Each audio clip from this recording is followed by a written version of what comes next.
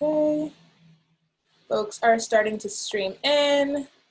As folks are starting to stream in, go ahead and say what your name is, where you are, how you're feeling. We're in the second to last thing for the symposium. So I hope you're feeling pretty good. I'm gonna go ahead and put up a slide with some contact info and a song, and we'll listen to the song, and when that ends, we will begin. Or it probably won't play the whole song. I'm gonna be honest, because we wanna go ahead and get started with this, but nevertheless. And this is a song called Melanin by Carrie Joy and such. And they are Denver-based artists, and they're fire.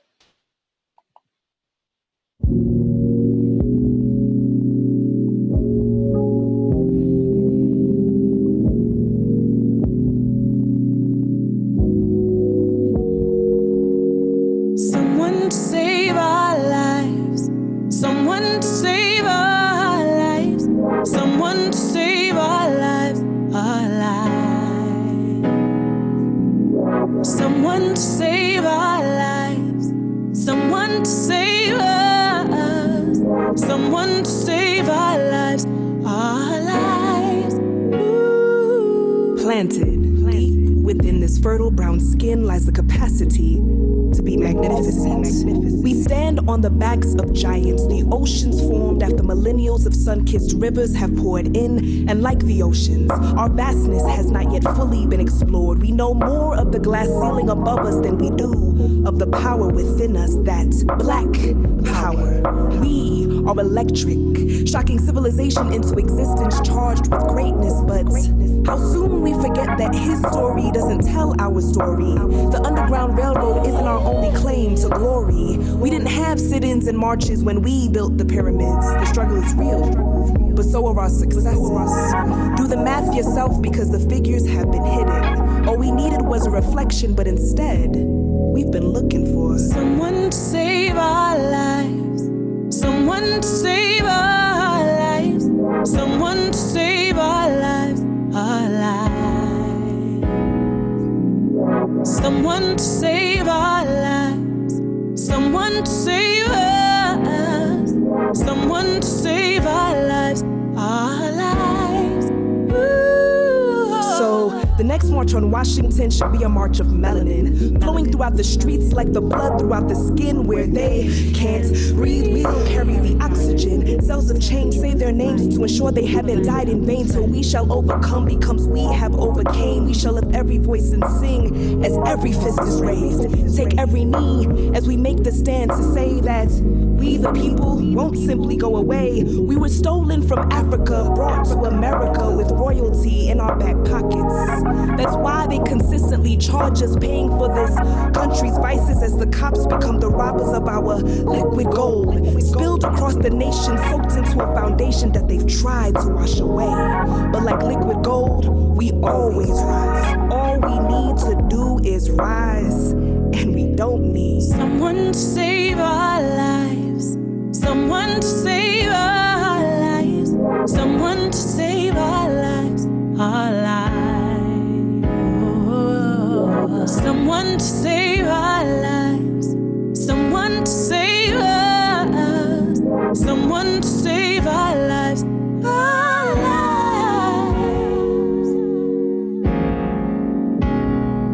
Ooh.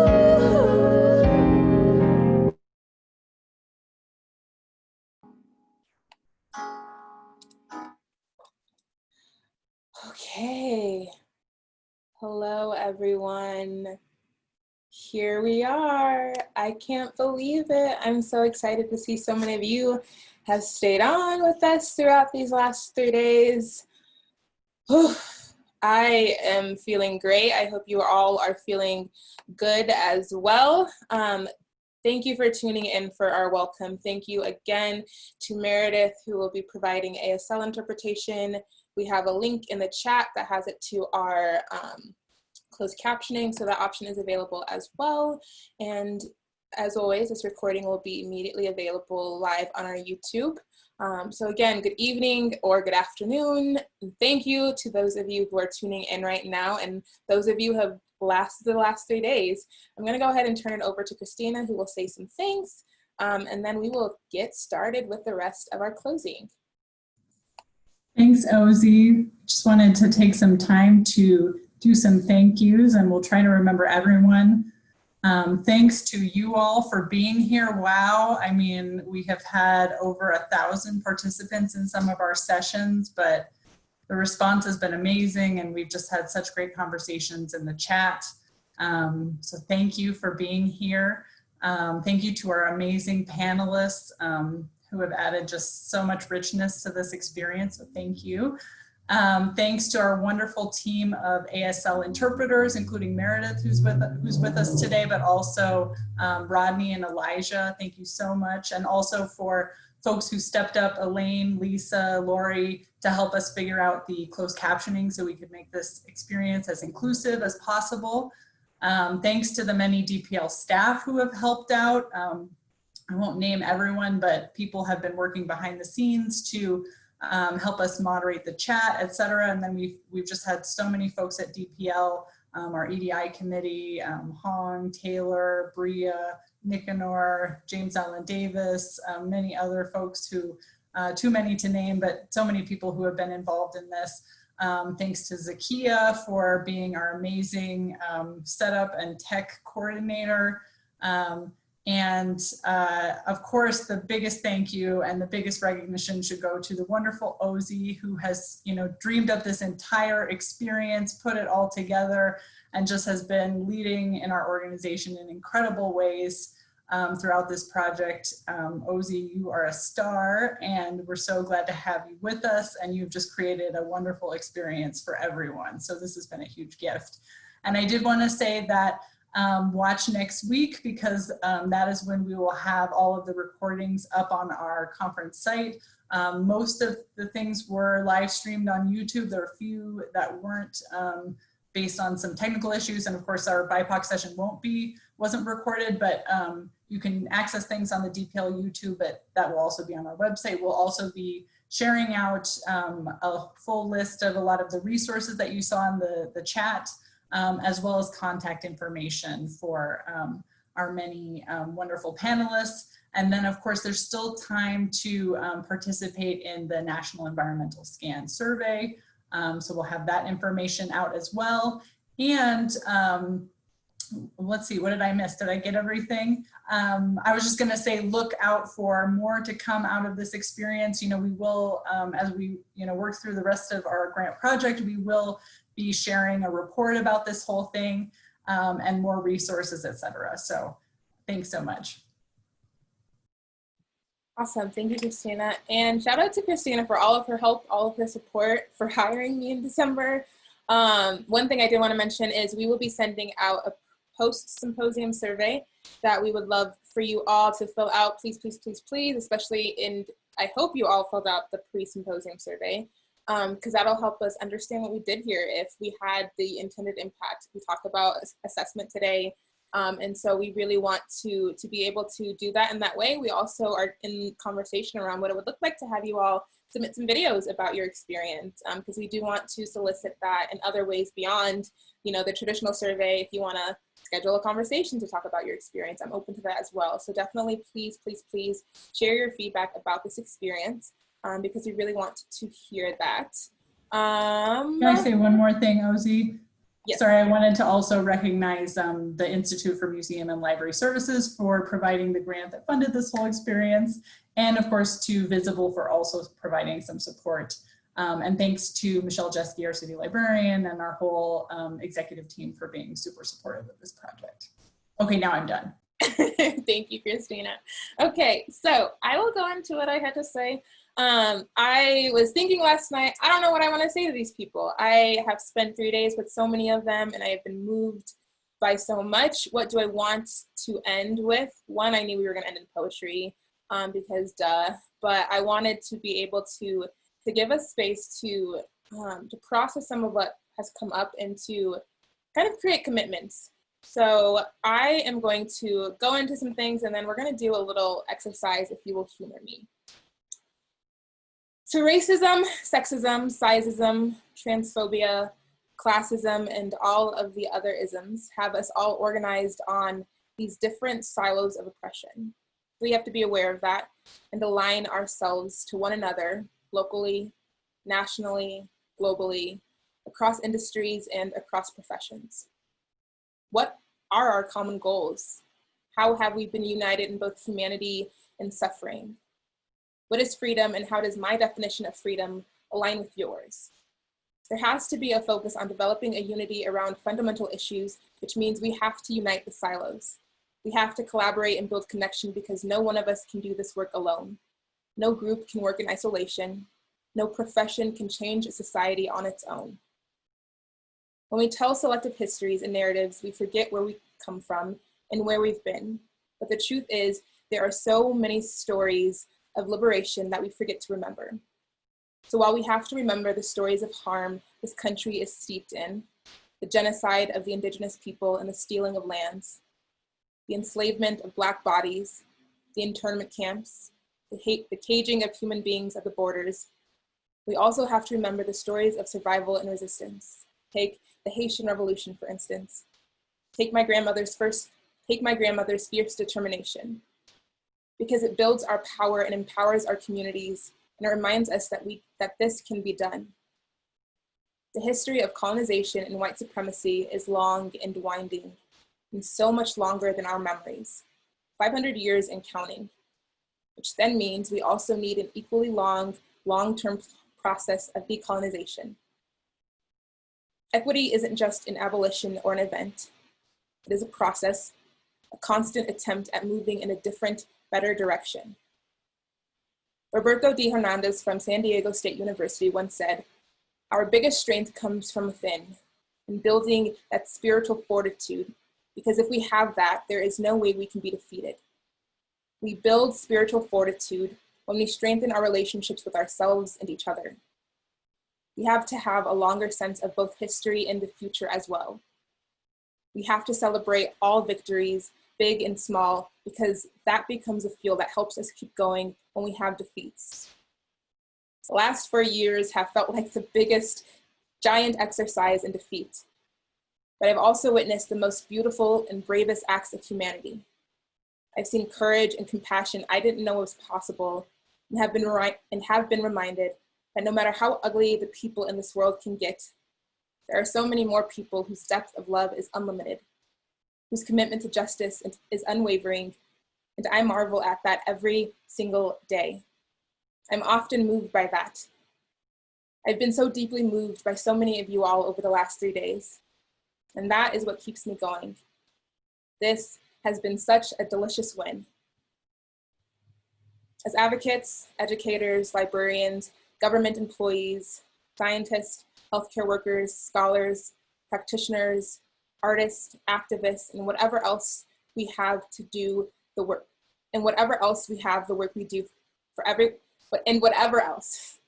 We have the work we do for everyone else, and there is a certain amount of accountability that comes with that.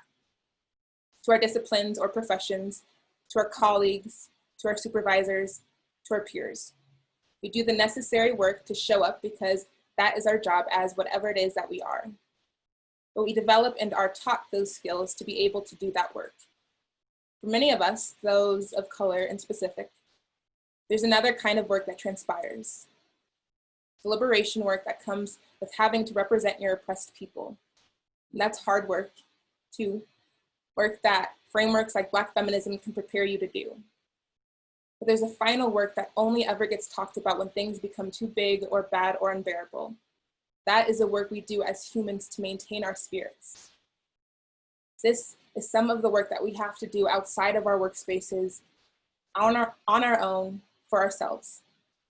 As Ashley said yesterday, how are we going to ensure that there is a harvest? That we grow the seeds that have been planted here over the last 3 days, so that they take root and can grow, can flourish? What will become? And how do we make sure that what we grow grows in right relationship to the things around it, so that it cross-pollinates instead of overgrows? I don't even know if that's the right language. I'm not a plant biologist like some of you all. Although I did go from owning 4 plants in March to owning over 30 now in July. And yes, they all are thriving, which has been such a gift, the most amazing gift. I am the queen of Post-its, so I have them all over my apartment. Affirmations, reminders, things I don't want to forget. Near my plants, there is one left by a friend that says, I plant my seeds and water them. So when I water my plants, I water myself. And I ask, what are you growing? My arrowhead plant is my peace. My marigold plant is my health. My bromeliad is my belief. My jade plant is my hope. My orchid, deep love. My prayer plant, well, my prayers. I could go on, but I'll stop and back up to what I was originally saying, which is that so much can be grown. Shadows can grow too. In a book club I attended in May by Kazuhaga, he led a great conversation around healing resistance. During the talk, he said something that really struck with me. Shadows grow when we don't slow down enough to do our own work. What shadows are you letting grow? What might you need to let go? What is watering you, and what will your harvest be, and who is it for? What did we create here, and what will we take with us? What do you need to do in order to hold on to what's been created here? What is your vow to yourself, to this group, and to this work? And where does that commitment live in the real world? Have you written it down? Have you spoken it out loud? To who? So I'm going to have you all humor me for a couple of moments. I'm going to play a song that I used to help ground me, and I'm going to put up a slide with some questions. And I would like you to, I don't know, pull out some paper or to open a tab and to respond to those questions in the real time, because I want us all to walk away with a vow, with an action that we will take moving forward, whether that is to change the systems or it is to take better care of ourselves. But I want us all to take space to do that right now together. And you don't have to share it when you're done, but just do that with me. So you go ahead and open up whatever you need to write, and I will go ahead and put up a song. It's going to be called Tomorrow by a band called the Miners or Minor, and I'll give you a moment to do that. So I'm gonna hop off camera.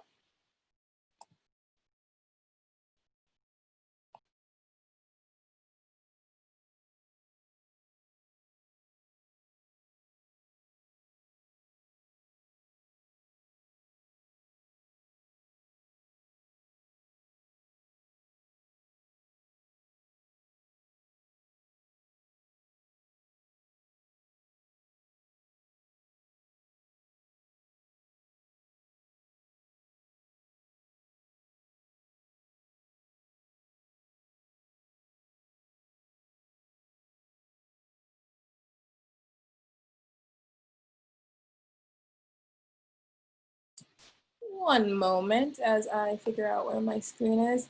I don't know if you all saw a couple days ago when I embarrassed myself and accidentally showed my screen and all of those tabs were there. That is me always, and so that is what is happening. I'm trying to struggle to find this, but I have found it, so we can go.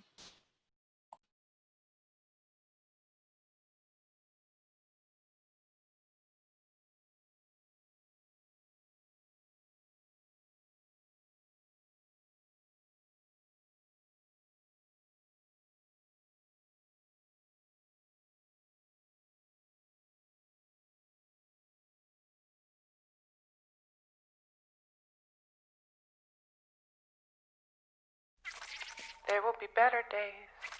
There will be better days. There will be better days. There will be better days. Let the wave wash over me. There will be better days. Let the wave wash over me. There will be better days. I am already under. There will be better days. Let the wave wash over There will be better me. days. There will be better days. Let the wave wash over me. There will be better days. Let the wave wash over me. There will be better days. I am already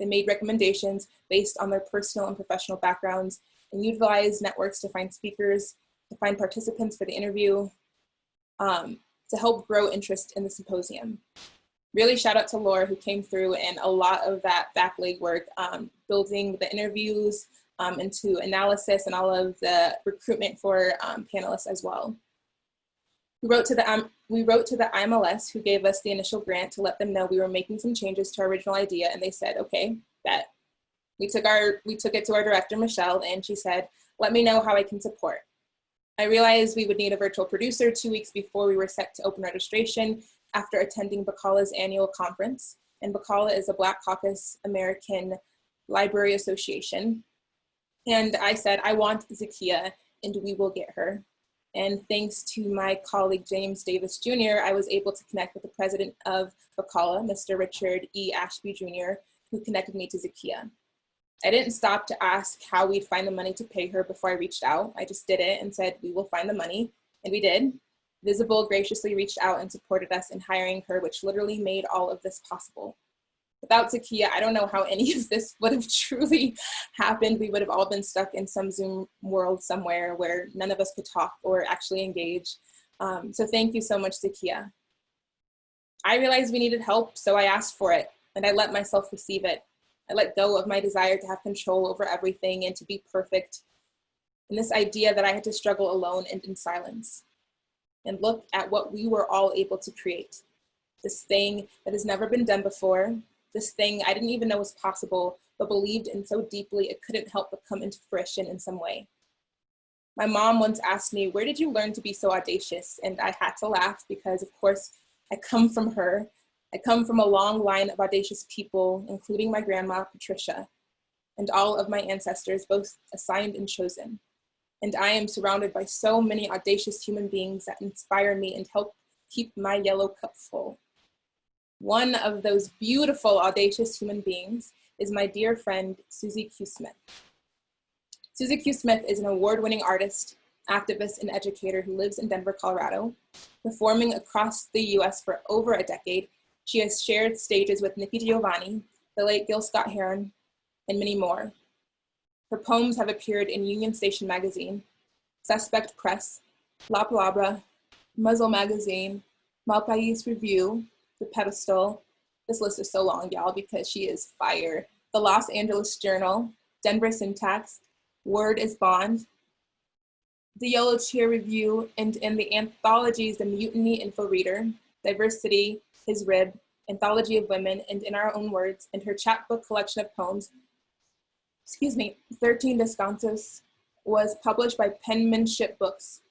She co-wrote the dramatic productions of How I Got Over, Journeys in Verse, and Where We Are From, Freedom is a Constant Struggle. As a community organizer, Suzi was the first slam master of Denver Slam Nuba, and she spent 12 years in the poetry slam arena as a coach, organizer, and performer, earning her way to dozens of local, regional, national, and international finals and championships. In addition, she has worked extensively with youth, serving as a teaching artist with Youth on Record and as a coach of Denver Minor Disturbance Youth Poetry Slam, resulting in 2 international championships. Currently, Suzi Q is at work on her next collection, which she continues to teach creative writing, and she serves as a co-chair of the Denver Commission on Cultural Affairs. And I will now hand it over to her so she can bless us. And thank you again to Meredith for signing for us. I firstly want to thank you, Ozy, for inviting me to be here today and for building this for all of us. We need this so much, and I just want to thank you for your leadership and for bringing us all here. Thank you to Meredith for interpreting for us, and thank you so much, Zakia, for all of your work bringing us here in a way that is so well organized and together. I really, really appreciate that so much, and I know that how hard this is. As someone who's done a lot of organizing and conference building and event planning in my life, I know how hard this is, and I just want to thank you so much for all that you've done. And thank you to everyone who is here. And thank you, Levi, for saying no bedtime Denver Minor Disturbance. It's a really hard time not yelling that. I come from call and response communities, and so that is a part of my life. So I will start by reading a poem about I'm gonna read you a few poems, and we'll see. I'm gonna do my best to keep track of time. Fortunately, I do have a little time teller on my computer screen right here, so that hopefully will help me not lose track of time. But again, I am a poet, so my relationship with time is not like everyone else's. And so I'll begin by reading this poem. After the 2016 presidential election, I was reached out to by a local publication, Suspect Press, and they asked me to write something in response to the election results, and they wanted it to be about hope. And so this was the poem that I wrote in that moment, and it is called Maybe It's the End of the World, and Maybe That's Fine, Maybe That's Fine. 1. The good old days. See, in the good old days, this doesn't happen because they used to treat them very, very rough. And when they protested once, you know, they would not do it again so easily. You see, in the good old days, law enforcement acted a lot quicker than this, a lot quicker. In the good old days, they'd rip him out of that seat so fast. We're not allowed to punch back anymore. I love the old days. You know what they used to do to guys like that when they were in a place like this? They'd be carried out on a stretcher, folks. Donald J. Trump, campaigning for President of the United States. 2. To-do list. Preparing to live in Trump's America. Apply for your concealed carry permit. No, violence will not solve this. They will always have more of it than you. Make sure your daughter, your nieces, all of your darlings have access to birth control and a long-term plan, either not to have children or to raise an unflinching army of them. Double check health insurance. Will we still have it? For how long? Learn your medicine. Take care of your teeth and bones and blood. You will need to sharpen them all. Buy a gun, buy several guns. No, now is the time for prayer. It is the only weapon that will work. They will always have more guns, and they love the way your insides look when you wear them out. Have you eaten today? Food made by hands that love your mouth. You must remember to eat. Breathe. Breathe again. Steady your shoulders and practice your aim. No, remember the order of succession. Make something honest with your body every day. An arc, an afro, a dress, a song, a stew, a poem, a prayer, a spell, a belt, a slingshot, a howl, a hurricane. Gather your tribes. Remember the places you have created to exist together, the landscapes in your chest where all of their names are written, the ledges within them offering you shelter. They are all still there. This is still the world. Breathe. Breathe again. 3. We will be ourselves and free or die in the attempt. Harriet Tubman was not our great-grandmother for nothing. Alice Walker. I have survived the good old days. I have survived my own memories. I have survived 37 Colorado winters. I have survived poverty and its shame. I have survived 1,000 closed doors and cages. I have survived my choices. I have survived 7th grade fights, bad hair, and awkward clothes. I have survived the girl who called me that word when the boy liked me better. I have survived beauty. I have survived marriage. I have just survived bodies in, mind, and out. I have survived my own attempts at murder. I have survived divorce. I have survived men who pretend to know more about God than I do. I have survived phony gods. I have survived unexpected knocks at the door and uninvited telephone calls. I have survived the police. I have survived the reasons I have called police. I have survived America. I will survive this. I will survive this. And so that is as hopeful as I was capable of being in 2016 during the immediate moments of the election results. This next piece began as probably as a Facebook status, and it still seems to feel like it needs to be read. And it's called Be Scared. If fear is an accepted legal defense for murder, how many times might I have killed? How many times have I quaked and trembled? How many times have I been the only woman in the room, the only Black person in the room, the only Black woman in the room? How many times has that fear been justified? See history, see yesterday. Imagine if I defended myself with fire next time, every time. How many fears could I kill in a day? How many shadows would bleed out? You scared? Me too.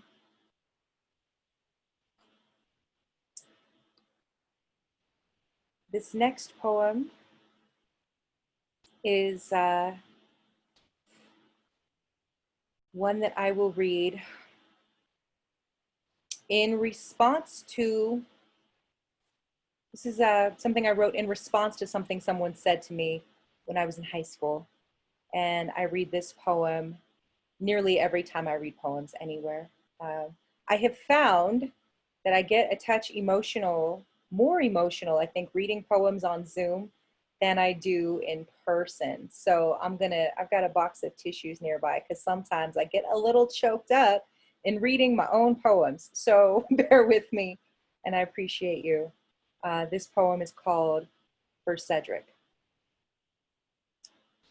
During senior year of high school, a boy that I grew up with was shot at a local shopping mall. The next day at school, a girl I had never spoken to approached me, concern in her brow, asking sweetly, "How's your friend?" I was moved by her empathy, an exotic bird in a beige land of suburban track houses. I answered, "He's still in critical condition, but we're all praying. My grandmother is down at the hospital now." She, head bobbing, hair flip, smile shifting into quiet knife, replied, "Well, I still say if he was a gang member, he deserved to get shot." This poem is for Michelle Albright and What We Deserve. You deserved both of my hands around your throat that day and the shaking I gave you. You probably still live in some suburb somewhere in a house just like the one you grew up in. You are probably married to an insurance agent who played high school ball and still reminisces when he drinks too much on the weekends. You are probably a banker, one of those predatory mortgage lenders that gets rich by manipulating poor people. You probably have 2 kids who look exactly like you. You probably think that they deserve the best. Michelle, you never knew Cedric, never saw the bruises he or his sister wore to Sunday school, never tried not to fall asleep in the all-night prayer sessions the adults and our families held in hopes of protecting them from their stepfather, never prayed for him to get saved. You never curled inside the kindness of their mother, never grew roots in the forest of her song. You did not come to our reunions or revivals, never heard the desperation in our melody. You have never been unable to afford the arrogance of your godlessness, Michelle. You never saw Cedric smile. You never tried to beat him in a foot race. You never wept or prayed for him. You never knew why his manhood was so urgent or why it cost him so much blood to achieve. Michelle, I want you to know that he did survive, and that when he recovered, he reclaimed his manhood the only way he knew how, that he was 17 when they locked him away for good, and that the last time I saw him was at his mother's funeral. We were 18 then. They did not unshackle his hands nor his feet as he rattled to the pulpit to read a poem he had written for his dead mother, and all I could think about was you and what you said he deserved. Michelle, I still see his aunties and uncles and cousins sometimes. He is his family's phantom limb, but I know better than to stare or talk about it. My family has missing teeth of its own. Michelle, I'm a mother now, and every night when I listen at my daughter's door, I can tell through the door the difference between asleep breathing, and awake pretending to be asleep breathing. I have kissed her head and her toes, read her books, wrote her lullabies, cleaned her messes, taught her to ride a bicycle and to swim, helped with homework, talked down teachers, spoken to the mothers of bullies, spoken to bullies, prayed and prayed and prayed. Michelle, I taught her to read. I taught her to speak up, even to me. I have washed and matched her socks over and over again, have had to send her out into a world that does not value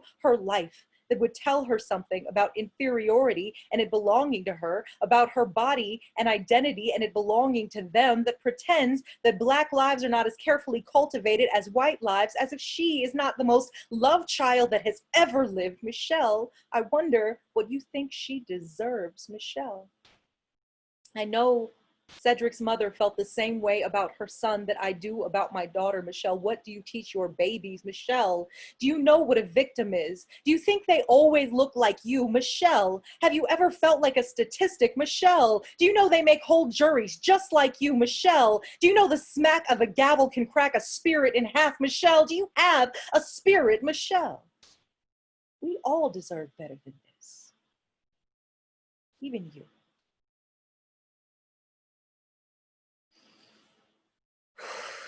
So I'll invite you to breathe with me for a second. Thank you for riding that one with me.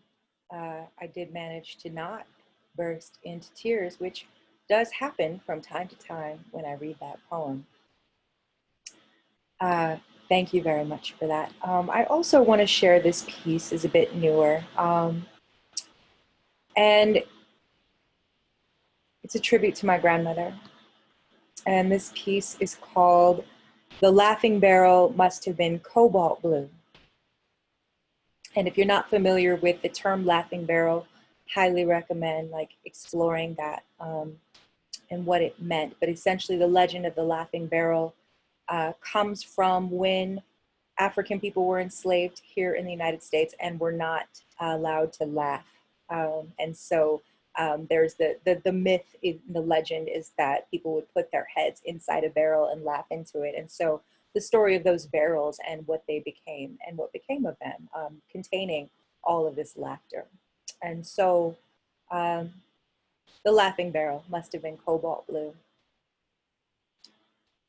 Under the shadow of a headline, looking too much like our children, we tucked and folded and gathered ourselves and each other into the skirt of my grandmother's dining room tablecloth, all of us lamenting and listing the laborers and losses, the table spilling over with stories of the times the police were called or not called but came, the last jobs or second interviews, the neighbor or grocery store clerk, the child at school and or their mother and or their father and or the teacher, and the table listening dipped in the center near to snapping under the burden until my grandmother emerged from the kitchen, apron speckled. But here is the thing, the real thing, her pointed finger stern and scolding us into silence.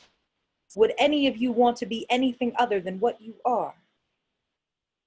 And we sat, stunned, staring at ourselves until we began to laugh. And we laughed. We laughed into each other's shoulders. We laughed into howling, howled into howling until the moon herself walked into the room, staggering, crooked finger in the air, laughed her round face into our laughter, howling a perfect mirror, our moon eyes spilling throaty and harmonious, looking and laughing and loving our rich and delicious lives, too perfect, too precious, and we ate to music. We ate without muting, our tears rolling into our open mouths. And so that is the laughing barrel, must have been cobalt blue. This next piece that I'm going to read, and I'm still getting very much used to the lack of dialogue when I'm reading poems this way. So I'll do my best to glance at the comments from here and there so that I can sort of interact with you in some ways, because I can talk to myself alone every day, and I do. So there is that. But I'm happy to answer any questions that you have, questions, comments, concerns. So this next poem, I was invited this is several years ago actually, I was invited to read a poem at the ICE Detention Center in Aurora, Colorado on Valentine's Day. And that is sort of my kind of love and expression of love. So I wrote this poem for that vigil. There are many people that have been holding regular vigils there for many years now.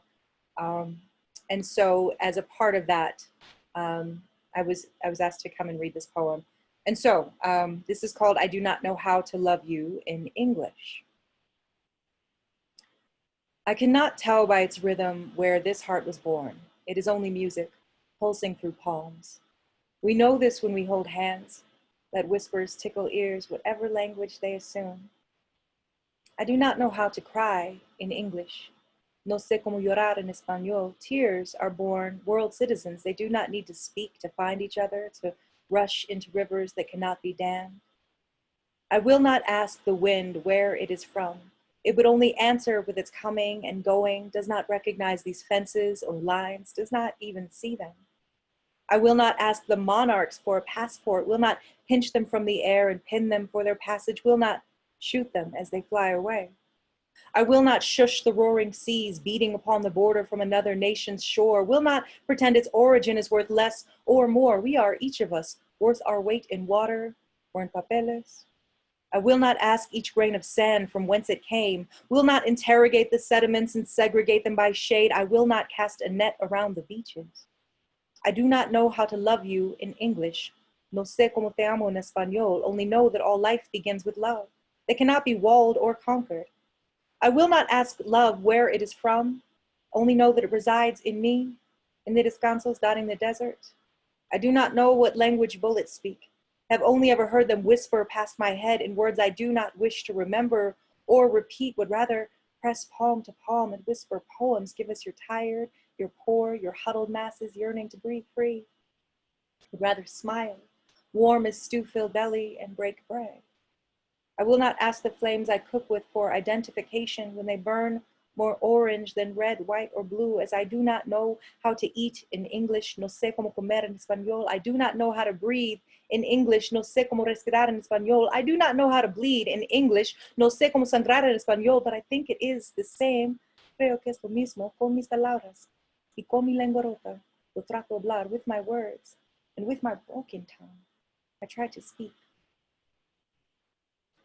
And that is my love poem.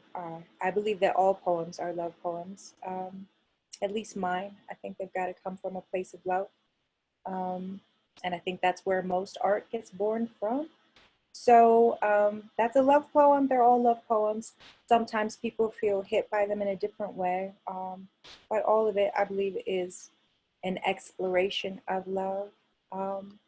And sometimes an exploration in imagination. So this next poem is sort of my imagined internal dialogue based on the faces that some people make at me from time to time.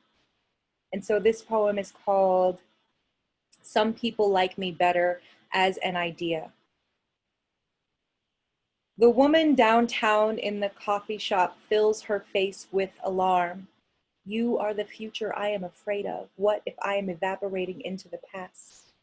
The woman on the elevator wants to know if I live here. What if I become everything I have already suspected you are?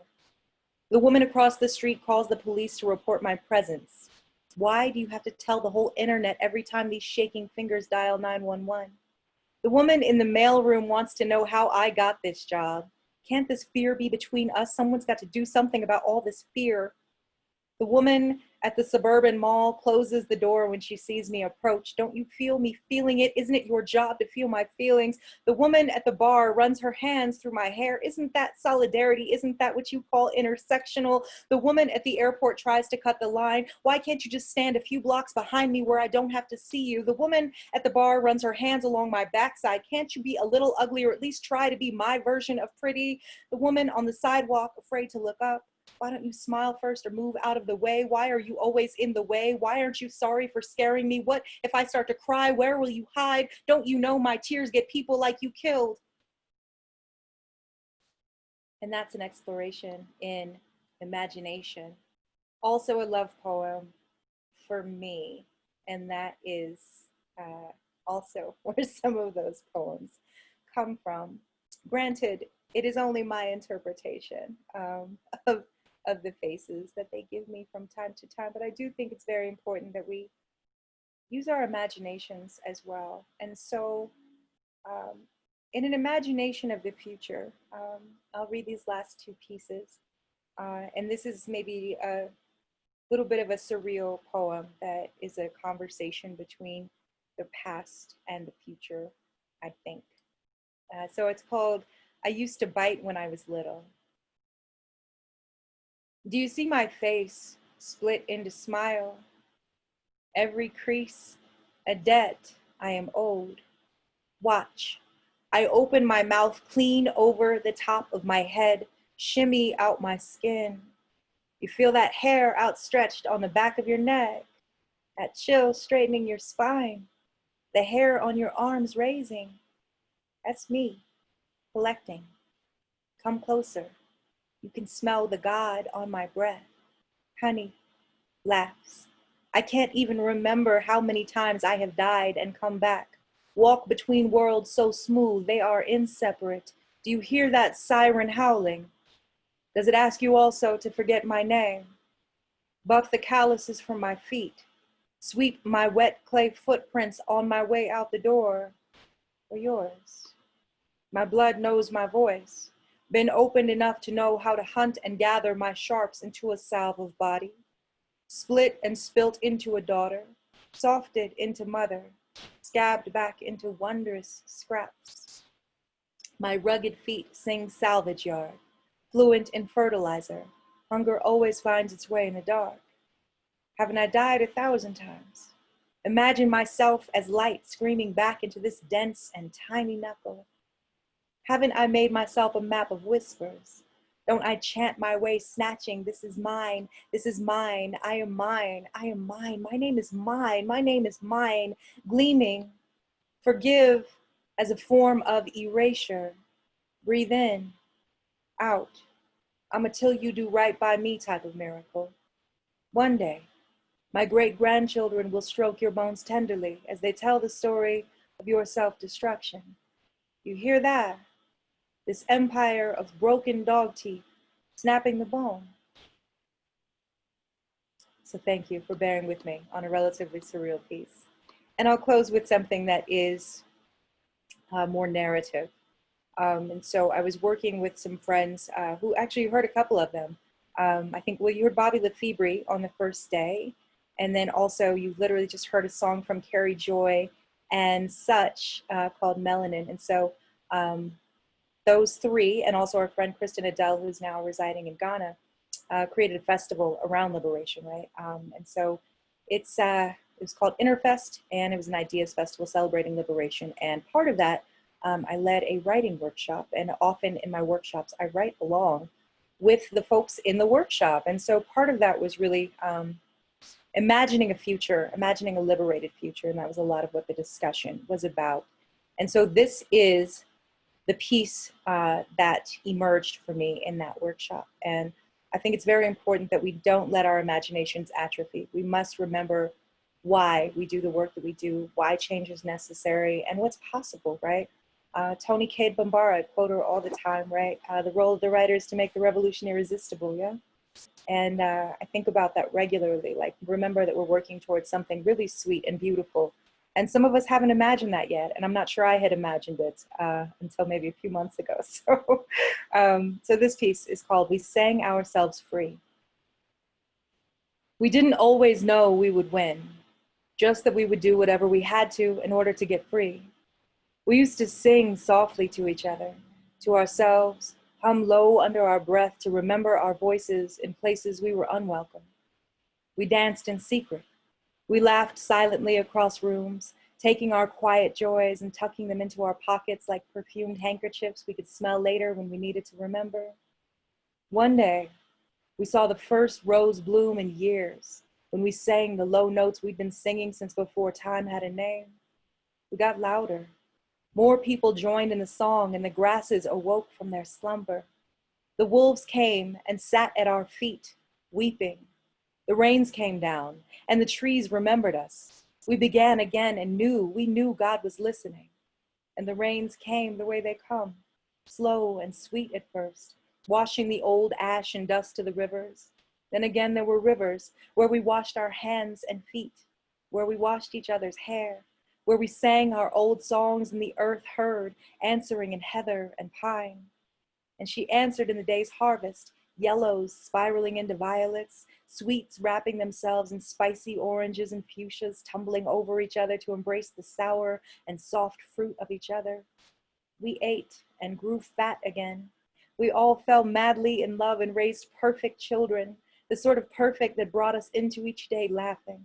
We grinned rich as noonday, each of us carrying the songs and teaching them to the children, how to stretch a note all the way into fingertips until the trees begin to sway.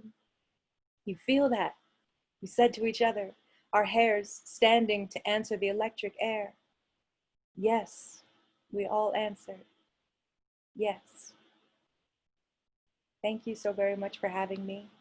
I will try to hang out in the comments and answer questions that you may have. And thank you again for bringing us all together, Ozy. This has been beautiful, and I'm so happy to be here. Oh, that was so good, Suzi Q. Thank you, thank you, thank you. There were some comments coming in, Meredith, saying that your signing was beautifully paired with Suzi's words, and yes, it was like poetry in motion. And I am truly overwhelmed by it all. I will close out with a few last words, and then I do want to encourage folks to attend our last session. We got in our feelings today, or right now in this closing section, and I want us to end with some dancing. So in our next session with our virtual happy hour, please do feel free to grab a drink if you feel so inclined, whether that's water, some wine, what have you, and to join us with the Black Excellence Band, definitely. And so I will end with these last few words, and I will let the love for Suzi keep pouring in the chat, as well as the love for Meredith and the other ASL interpreters that we've had, and the love for Zakiya. So I'll give her the chance at the end to also come on if she chooses to. But I think it was Adrienne Marie Brown that posed a question. What spell are you casting every time you talk about your work and share it with the world? And I'll repeat that question because when I first heard it, I was like, whew, that's a lot. That's a question, right? And so the question is, what spell are you casting every time you talk about your work and share it with the world? And for me, it is about connection. So I was reflecting yesterday night. One of the speakers from yesterday, Dr. Frank Tua, actually invited me on a journey last summer. And so I was thinking about the fact that it was so stunning that almost exactly a year ago, I was in Amsterdam with scholars from multiple parts of the world, engaged in deep conversations about race, racism, and equity from a global perspective. I had just finished my master's program in social work, where I was deep into critical race theory and trying to conceptualize a new critical social work education rooted in racial justice frameworks and radical healing. And I'll be honest, going into the trip, I felt a bit jaded. I had just kind of accepted that this was the way of things. I felt the weight of everything and how it crushed me, and had sort of succumbed to the fact that maybe this is just the way this will be forever. And then a switch. So here is a reflection I wrote during that trip that I return to often, especially when I need to remind myself what it is that I'm fighting for. And I'll try to read slowly so folks can get it. Again, I wrote this last summer. When we fundamentally lack connection to ourselves and our emotions, to one another, to our work, to the food we consume, and to the land we occupy, we can never be free and whole. And no matter what we achieve, there will always be something missing. And if we don't feel connected to things, we don't feel accountable, which leads to the destruction of ourselves and our world. I truly believe that disconnection is the root of all evil. I've experienced profound connection, so I know how beautiful life can get in spite of systemic injustice, and why that's worth fighting for and pursuing. Radical healing for me then becomes moving towards that state of connection, that beautiful place of being, and centering that in all of the anti-racist Black feminist liberation work that I do. Because that is what true emancipation for me is, freeing our entire beings and getting to that place of connection, love, relationality, accountability, care, and tenderness. We live in a world that disembodies us all daily because of all of the isms, and all we can do is the good that we can, and work towards educating ourselves and healing ourselves. freeing our minds, and fighting for our collective liberation, not just in our respective nations and communities, but globally. And we do that by first loving ourselves and one another to know that we deserve better than the current state of things. And then by committing ourselves to the pursuit of justice, wholeness, radical love, and moral reimagination. I am in this fight so that we are all able to live in a world where we're able to feel whole and free and less disembodied all the time, which means that my global fight for Black lives is tied to the fight for justice in Palestine, which is tied to the uprisings in Sudan, which is tied to the struggle in Venezuela, and so on, which means that we are all connected in this larger struggle for justice. And how powerful is that? Today, we watched this amazing documentary that shook my world. And I'll put that in the link for you. And this is in reference to a documentary called The Uprising by a friend named Pravini. And it is a phenomenal documentary that I'm in the works in terms of scheduling some kind of virtual watch around it and talk back, because it is really, really powerful. And I sat there realizing that I will probably die doing this work without ever seeing the big systematic changes I'm fighting for. But my job is to educate and empower those I come into contact with, to bring them along as I journey towards justice, to help pave the way so that when I make it to the end of my life, I'll be able to see a trail of people behind me ready to pick up where I leave. And that's when I'll know I'll have lived a successful life. I'm just trying to do the right things.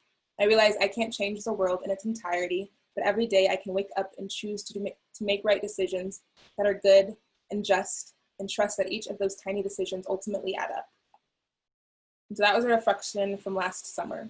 And I reread that last night and I was like, wow, yeah, still true, right? And that's the thing about returning to your commitments and returning to the things that you're fighting for so that you know what it is that you're here and what you're doing. We wanted you to feel empowered during this journey. We wanted you to feel informed, connected, supported, and sustained to go and do what is needed to be done. We wanted you to all feel more audacious too.